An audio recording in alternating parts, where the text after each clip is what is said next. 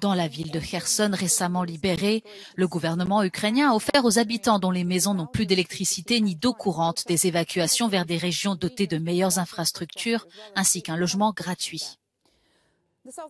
Le front sud a récemment été au cœur des affrontements entre les forces russes et ukrainiennes, surtout sur la rive ouest du Dniepr. Kiev y a libéré toute la région de Kherson, y compris sa capitale régionale.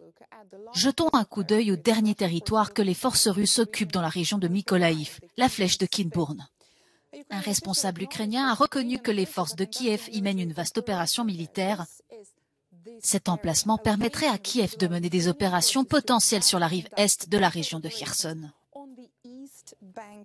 La flèche de Kinbourne est à seulement 4 km de l'autre côté du détroit d'Ochakiv et permettrait de contrôler l'entrée des rivières Dniepr et Boug méridionale, ainsi que les ports de la ville de Mykolaïv et de Kherson.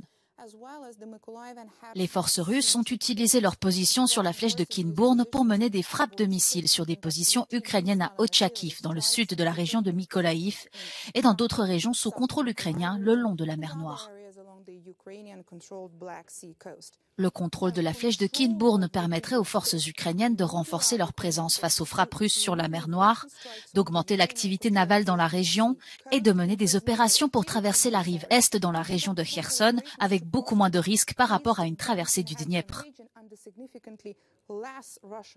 Le long de la rive est du fleuve, les forces russes continuent de renforcer leur défense et de construire des lignes supplémentaires à l'intérieur des territoires occupés,